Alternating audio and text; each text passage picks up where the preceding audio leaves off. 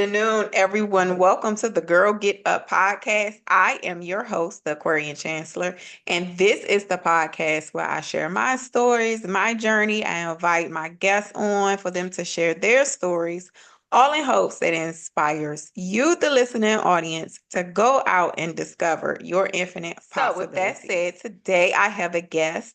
His name is Daniel Keiser. He is an artist, but want to let him share with the audience who he is and what he does. Daniel, the floor is yours. Thank you so much. Yes, like you said, my name is Daniel Keiser. I am a musician and an author of children's books, but I've been a musician almost my whole life. My parents sent me for every kind of lesson since I was 9 years old, playing classical guitar, bluegrass. I did the whole rock and roll thing. And so now here I am in my second life, exploring all these possibilities, and things are going really well. We're coming out with our third album this spring, and our last album was called Miles, and it came out in April of this past year. And I work with three of the most amazing musicians that you'll ever find. That was my goal, is to get a collaboration of the best, most creative, talented musicians I could pull together and just go for it. And that's what we've done. Oh, wow. Okay. So you say you've been doing this for a while. So I usually ask people about their journey just to give people, when they hear the episode, just the insight of who you are. You said, so I always ask about their childhood or their youth, and their experiences then that gave them some type of indicator that they will be pursuing music as a career path. And but you shared that your parents had already just instilled that in you as a very young Mhm. child. What's that about? Were they artists themselves, or they just wanted a child that was well-rounded? Yeah, that's a great question. I think my mother just really loved music, and she transferred that to me. And I wanted to take guitar lessons, and I wanted them to buy me a guitar for Christmas. So they bought me this cheap guitar, and they got me a teacher. That was a Christmas present, and I took guitar lessons from this guy for a while. And my dad said if I stuck with it for a year, he would buy me a really good guitar, um, which he did, which is that one on the left corner over there. I've had that Okay. one since 1971, believe it or not, Okay. 73, somewhere in there. Um, and now I have so many guitars I can't even name them. But yeah, so that's how it started off. But then as I got older, I got married very young at 19 years old. And originally, I wanted to be a journalist when I went to college, but then it just wasn't working out. And my dad said to me, "Why don't you just stick with mathematics? Because that's the only thing you're really good at." So So, I became a math teacher, and I was a school teacher for many, many years, doing gigs on weekends, still playing my guitar, playing in church every Sunday, and then also um, restaurants, wineries, and the whole thing. And so finally, I left school teaching, and I decided to really put all my energy into music and start this band, which is called the Daniel Keiser Band. So, and then I always had a desire to write children's books. Matter of fact, I have my last children's book here oh, called I cool. Have Okay. Questions, and it just came out about a month or so ago. Matter of fact, if you give me your address, I'll send you a free one. Oh, I would Um, love that. Thank you. yeah, so it's a story about a brother and sister who are wondering if Santa Claus is real or not and the real meaning of Christmas. And they go on this journey to find out if Santa Claus is real. And they meet several characters along the way, who each one gives them a bit of advice as they're trying to have their questions answered. And that's the name of the book. I Have Questions. Well, I have questions now. First of all, first of all, I want to know what was that decision like for you to walk away from a career which is known as acceptable for society's means and pursue a career in music, which is a little less stable, because it Right. requires you to present in a different way versus being the career guy, teacher, educator. What was that choice like for you? Yeah. Well, I taught for quite a few years, and then I transferred over even into the community college, and I taught there. And then I took an early retirement, but I got a pension from them. It wasn't a full pension, but I still get a pension from teaching every month, so that supplements my income. And so it wasn't as hard as just totally jumping in and not Mhm. knowing what was going to happen. I had a safety net, so to speak. And then, I would still make money on the weekends. I enjoy playing wineries most off, but we have played a lot bigger venues and things are really starting to open up for us. And it's been a really cool The journey so book, the far. children's book. That's amazing. What inspired that? Because that's a real life. Your question may not be about, it may not be about Santa Claus, but it may be about your growth and different questions that you may have. Some people may question God in his existence. So Right. what inspired that book? Yeah. I'm writing a series of them, as a matter of fact, that deal with different issues that children deal with, and Mhm. sometimes are hard for parents to deal with. So, for example, the next book that's coming out is about the loss of a pet, and how does a Okay. child deal with the loss of a pet they really love? How do parents deal with that? It's a tough issue, just like the Santa Claus issue is a tough issue, and all through that book it points to the birth of a very special person. And it doesn't come right out and mention Jesus Christ, but in the book, you know that when they're searching for the real meaning of Christmas, everything points to this very special person, and there's little lessons in there along the way. So I'm doing one on loss. Like I said, I'm doing one on divorce um, for children who have to deal with divorce, one on bullying, one on diversity. So, all issues that children have to deal with that sometimes as adults we just don't know how to explain it to children what's going on or the feelings that they're feeling. So I just wanted to do something like this, and I just took a jump out. I financed my own first book, and I just figured I'd try it. And I have a friend of mine who's a really great artist. She went to Parsons University for art, and she teaches cartooning courses. And she did the illustrations in the book. I'll show you a couple of them. Um, like this is this is one of the characters they meet along the way, and Okay. they meet several characters like that. So the illustrations are really cool.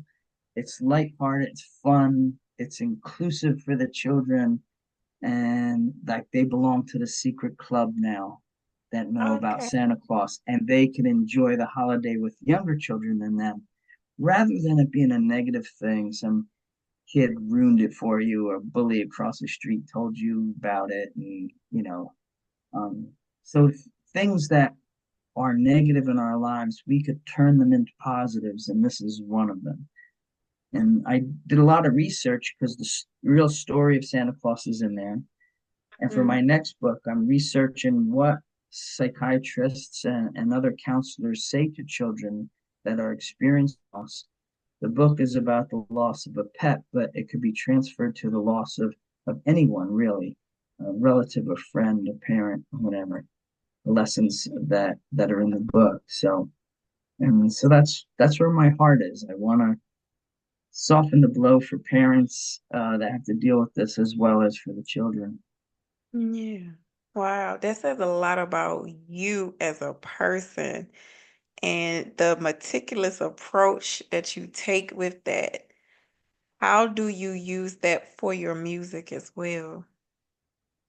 Yeah, that's a great question. Matter of fact, we're working on recording all day today, our new album that's coming out in March of next year. And yeah, I'm a little bit of a perfectionist when it comes to the music and the sound, but I do love putting it all together. What parts are going to come in? When is the piano going to come in? Does the drum beat come in at the very beginning, or do we hold it out a little bit? And each song is different. And yeah, it's really fun. In the band that I have a fantastic drummer who's been drumming since he was a kid, I've been playing music, and his name is Bob Numchek, and he's a uh, in a Grateful Dead cover band for a long time, Oh, and wow. then my piano player turned out to be my sixth grade teacher when I was a kid. And there's a whole story behind that. But he is really the best piano player that I've ever met in my lifetime. And the last person in the group is a woman named Susan Salmon, and she plays a violin, mandolin, electric guitar. She plays piano, so she does a little bit of everything.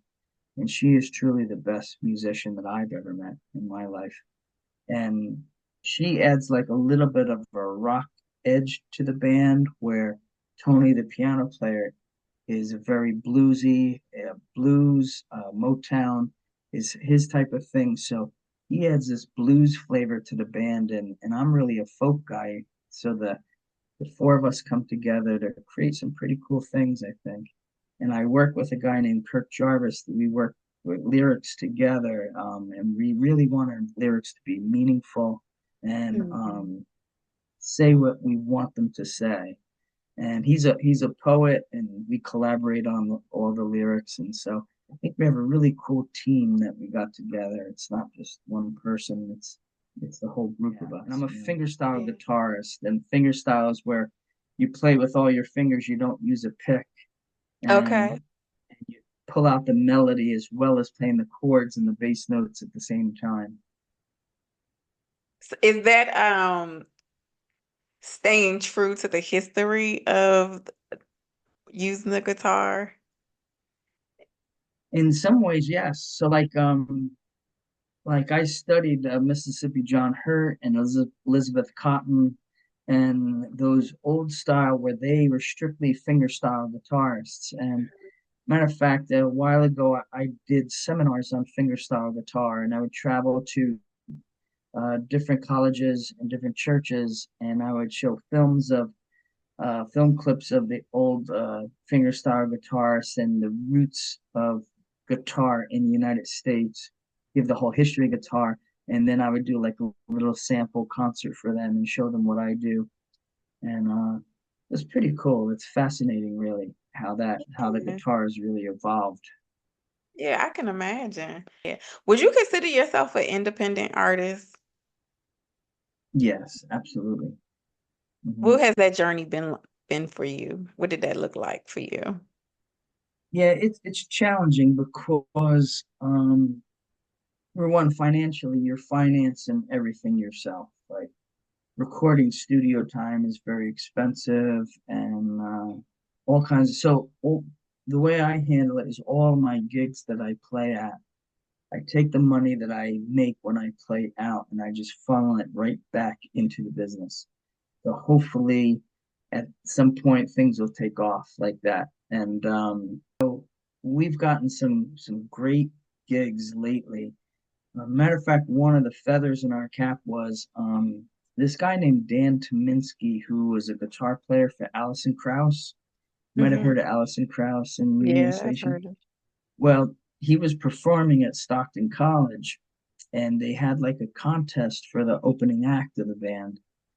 And I said, I'm gonna send in some of our stuff, and the other band members said, "Oh, we won't get in that. You know, there's probably thousands of people putting it. He's a 14-time Grammy winner. You know, why Mm. would he want us? You know." So I said, I'm gonna send it in anyway. I sent some videos in, some samples of our music, the stuff they asked for, and then some time went by, and I didn't think anything of it, and we got an email saying that we were in the top three and that the lead act was going to choose who would be the opening act out of the Mm, top three. So I said, that's a victory in itself, right? Just to be the top three. And so a few days after that, we got another email saying that he chose us. So we opened that as a big auditorium, Stockton University. It was just so cool and as professional as it gets, you know. So we opened up there. We've also played in New Jersey. There's a place called the Lizzie Rose Music Room, and we played mm. there as again an opening act for a bigger band. And this year they invited us to have our own Saturday night. They want us back. So we're not an opening act anymore. On March Okay. 29th, we'll be back there. So some cool things are starting to happen, you know? And it's just wonderful creating music, telling stories, you know. That's what I Because want my to do. next question was going to ask you after that and having that experience, what were some new and innovative ways to help reach larger audiences and different audiences who might not have experience with folk and blues? Yeah, boy, that's a good question. I wish I was an expert at that, but what I did was I hired Dominique, that you probably know Dominique Collins, Mhm. and yeah, I hired him, and he kind of does our social media. He, I give him content. He creates videos, or he has somebody do it, and he's reaching out. Do He's you helped us with find the that Spotify. now it's a little bit different now that's nurturing your customer base because of social media? And how do you step outside of your comfort zone to be able to take on that challenge? Yeah, and you're right. It definitely is outside of my comfort zone. Um, years ago, you would get discovered. You'd be playing out in a club or something, and somebody would recognize you, and you get an agent. And now this is a different world today. That you Right. have to promote yourself, right? And you have to do a lot of footwork yourself to just keep putting yourself out there. And that's the part that I don't enjoy really because Hmm. I just want to play music. I want to play and record. But it all comes with it, and you just got to keep pushing forward. What artist, any genre, doesn't matter. What would be your dream collaboration? Oh man, there's so many, right? Geez. Um, well, I think like working way back up to the future, obviously Hmm.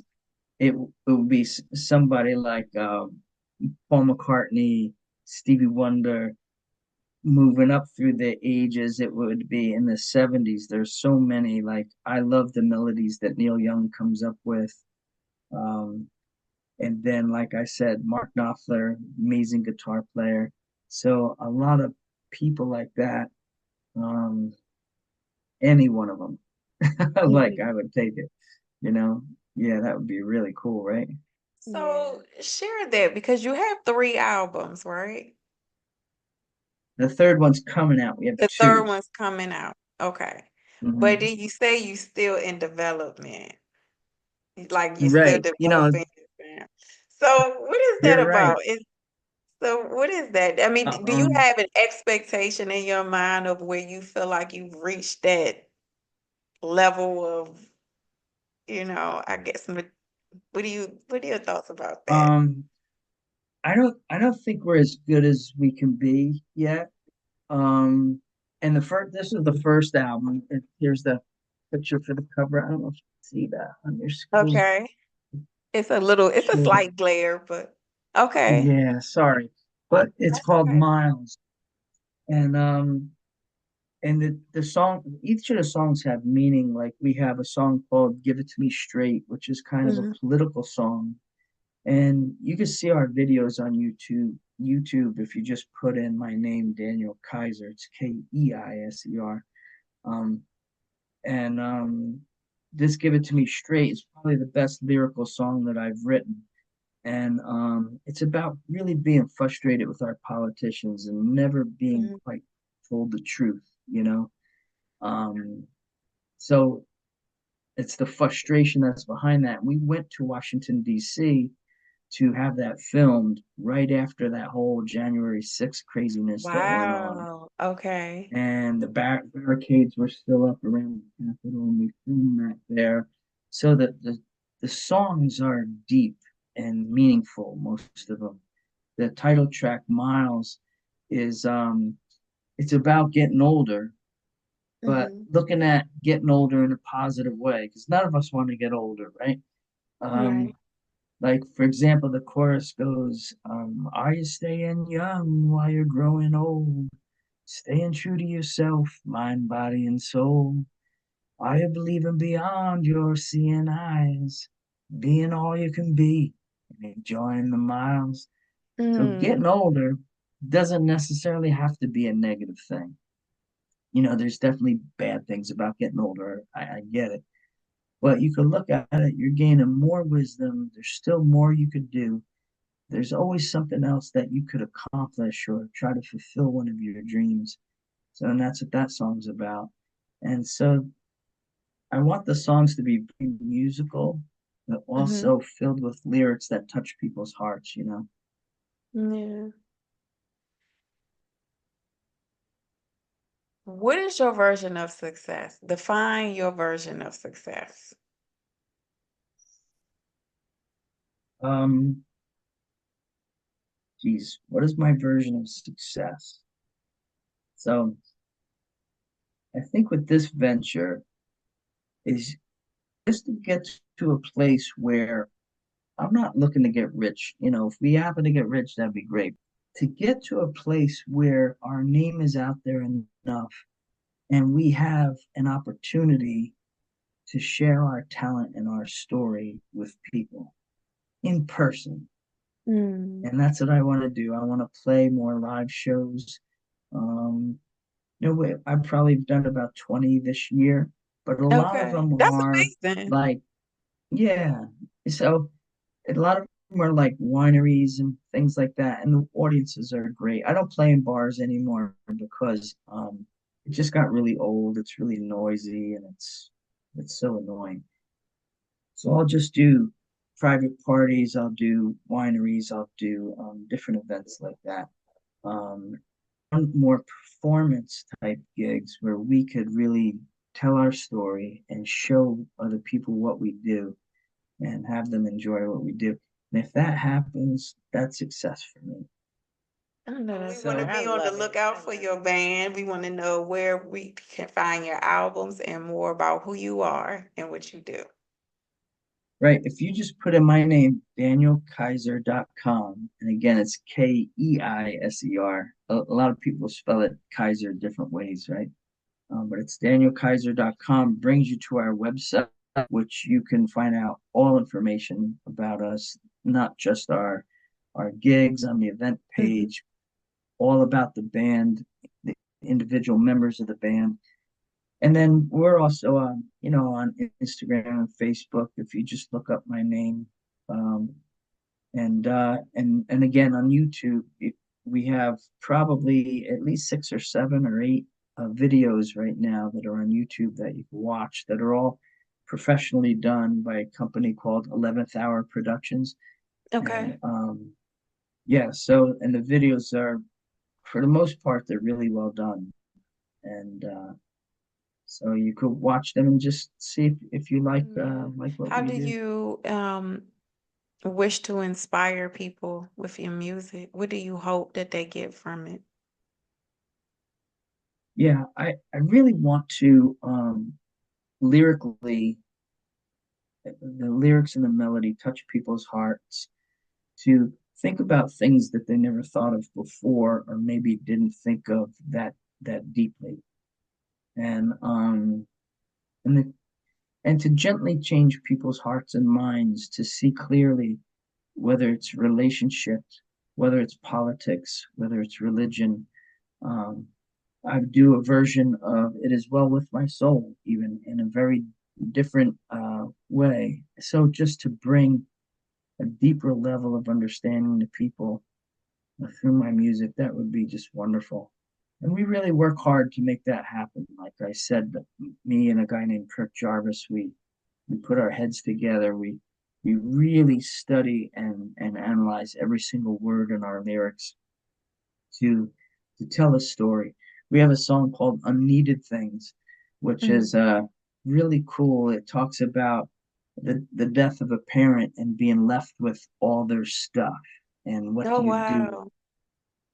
And yeah, and then in the end of the song, it talks about um, these things weren't really just a waste. They're not unneeded things. Each one of those carried a memory with them that connects me to the person that we lost. So I think that's what I want our songs and our lyrics to do. Yeah. Thank you for sharing that. With that, I would like to thank you for sharing some time with me today. I usually ask people to give a motivational message to the audience to inspire them to believe in their infinite possibilities, but I've done that already. What do you think? Do you um, have a final word for the audience? I think, yeah, I think two things. You know, you hear people say to never give up, right? And it's much harder than that, isn't it? It I is. think you have to have a plan, and you have to talk to other people. Without a good plan, it's hard to achieve what you want to achieve. You have to write it down. Like one of the traits of this, very successful people is they have like a weekly plan, a daily plan, a 5 year plan. They have a plan, and they hash it out. They talk to other people about it, and they try to make it happen. And I think the second thing would be is like, listen, we all make mistakes in our lives, and if that's holding people back, I think you have to acknowledge it. You don't want to deny if you did something wrong. You acknowledge it and you say, oh, this is what I'm going to do different now. And I'm Mm, not going to make that mistake again. I'm going to learn from that and I'm going to move on. I'm going to forgive myself and I'm going to move forward. You know, I'm not going to be stuck in that because all of us, you know, if you're a human, you've made mistakes. yeah. And yeah, you got to acknowledge it, don't deny it. And then you say, okay, I'm not going to do that again. Or this is what I'm going to do different this time. And I'm going to still move forward. I think the two things I could say to people would be those two things. Yeah. Thank you for sharing that. And that's real. Thank you for sharing that. Thank you. We're I appreciate what you're doing. It's such a cool thing. It's such a cool title you have, too. Oh yeah, it talks about everything you just said. Don't let your mistakes define who you are. Get up, dust yourself off, fix your face, and get out there and do it. Yep, That's right. do it all I'm over glad I again. met you. Yeah, absolutely. I appreciate that. Thank you. And I can't wait to get my book. So we're gonna let the audience go. Take care, everyone. We're gonna include everything about that Daniel Keiser in the show notes. We're gonna include where you can find him and his music, more about his band and his appearances. So with that, everyone, take care. We will see you next episode. You ain't going to send you off the right way, but everyone else, take care.